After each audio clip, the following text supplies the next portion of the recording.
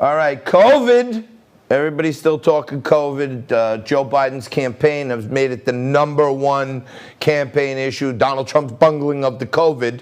If you remember way back in January when Donald Trump first got told about this, not 2 days later, he put a travel ban, no more inbound flights from China.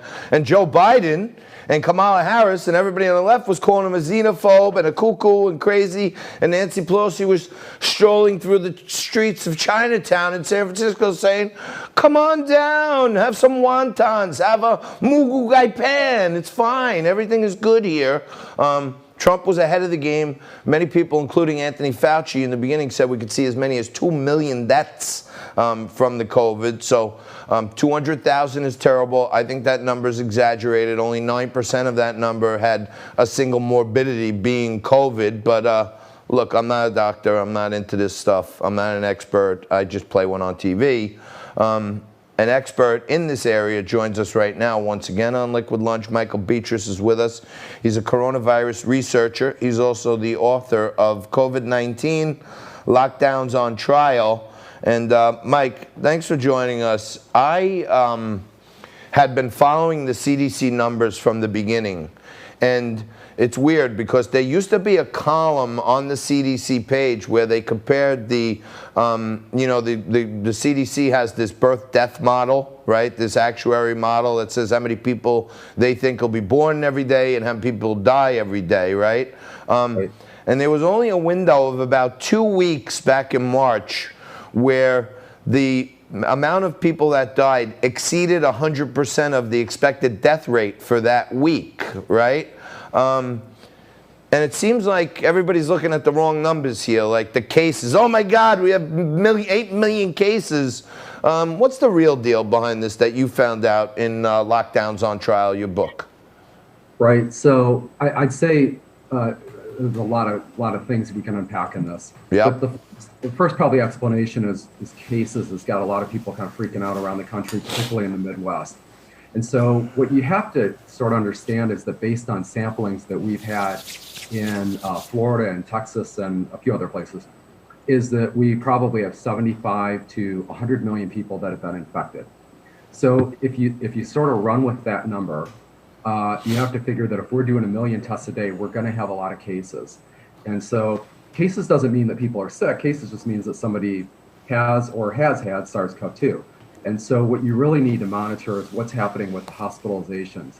And right now, hospitalizations are nationally, they're under 10% of capacity. Remember, the reason that we locked down was because in a worst case scenario, we would have a 10-fold shortfall in hospital beds. And Right. in the best case scenario, we'd have a 3-fold shortfall. So we've streamlined this. We locked it down just to basically pace it and slow it down.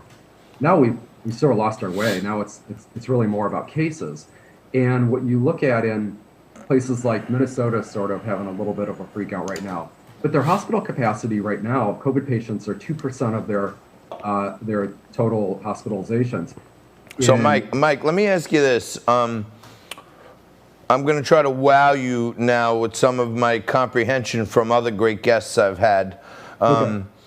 One doctor I had on who's quite reputable said that the way they test now, they infinitely test that where they keep magnifying and magnifying further into the sample to find anything that looks like even the slightest COVID strain.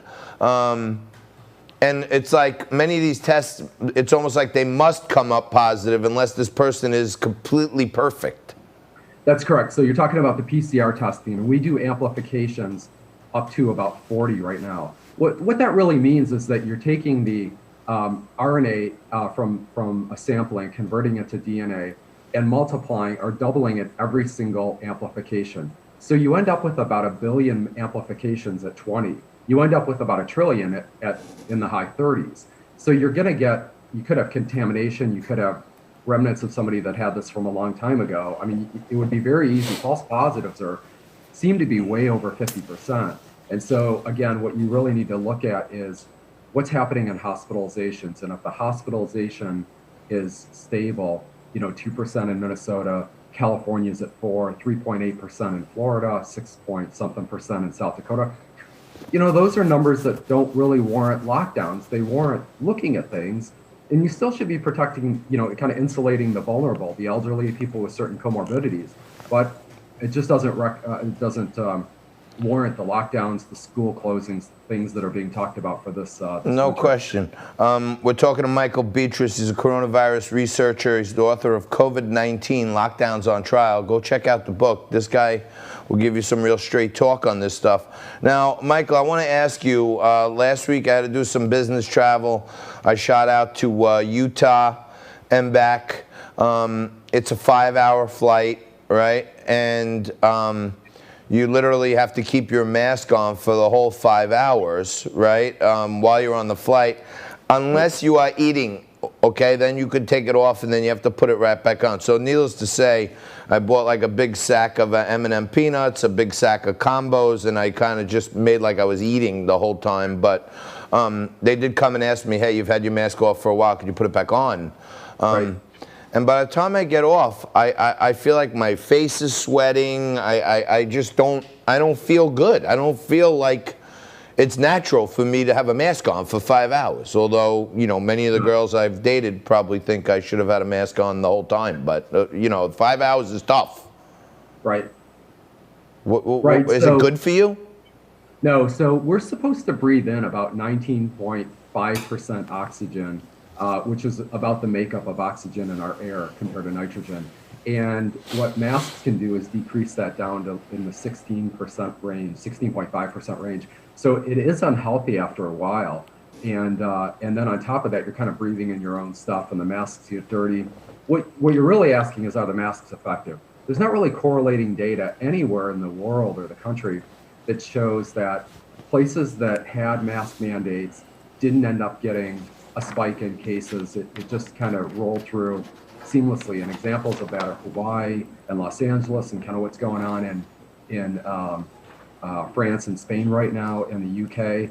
There just isn't data to support it. It's not that I'm being a mask denier. There just isn't data that supports that it suppresses cases or hospitalizations or anything else. Okay, so now let me ask you this. Finally, your book, COVID-19 Lockdowns on Trial, you're talking about the comparisons on what's worse, right? The COVID deaths or the lockdown of our country and all the collateral dangers from that. And I feel like, it's the dealing with the pandemic that's become a much bigger problem than the pandemic. No doubt about it. So, we've got about 250,000 excess deaths for this year. Probably 150,000 of those are real COVID-19 deaths. So this is real, no denying it. But we also have a decent number, 100,000 what we call lockdown deaths. Those are deaths of despair, suicides, overdoses. These are untreated medical ailments are going to start mounting up, cancer that's gone undiagnosed. So you're going to end up seeing, probably by the middle of next year, you'll end up seeing more lockdown deaths associated with this than you will actual COVID-19 deaths. So it's about a proportionate response. It's not that COVID-19 isn't real. It's what's the proportionate response. Yeah, I feel like I've had people on in the substance abuse, in the recovery communities. I've had people on in the mental health area. I've had people on the domestic violence area, and it seems like there's mounting evidence, suicide area, mounting evidence that the effects and the deaths and the recidivism on domestic violence, the recidivism on substance abuse is like way more damaging to America than the actual COVID. Yeah, so that's true. And if I could just please add one more point. The one thing that hasn't gotten a lot of attention is the school closings or the remote learning. So you've got, 50% of our students are doing remote distance learning. And so now I've talked to some of these kids. And so what you're seeing is the kids that even have the option to attend school, they tend to be the high achievers. So you're seeing a massive fall behind of either disadvantaged kids or lower performing kids. This will be a lost year. I mean, we're already in the later half of October. You won't see these kids be able to make up math and science classes that really build on each other. Lost year, it's so tragic because there hasn't been one single outbreak or cluster of hospitalizations that's come as a result of school openings anywhere in the world. Yep. That's probably the greatest, what I'd call a human rights crime that you can associate with these lockdowns. I've made this analogy other places, but it seems like the pandemic has solved one problem that parents have been fighting throughout history. Kids actually want to go back to school. You know what I mean? They want to go to school. My own son said, Dad, you know, go on your TV show and say, I'm getting dumber learning at home. And that's, Yeah, you know, kids don't admit that. it's true. I mean, you know, these kids are, I've seen this firsthand here in Texas, but you've got kids that are, I went out with lunch the other day with some high school kids. That, you know, they're taking their classes on their phones while we're having lunch. I mean, it's almost comical. These kids are high achievers. That's what my son is saying. It's too easy to get by just to meet the minimum standards, and they're not getting any smarter. We got to leave it there, Michael. Michael Betrus, thank you very much. Go out, check out his book, COVID-19 Lockdowns on Trial. We'll have you back soon, my friend. Thank you. Okay, thank you so much.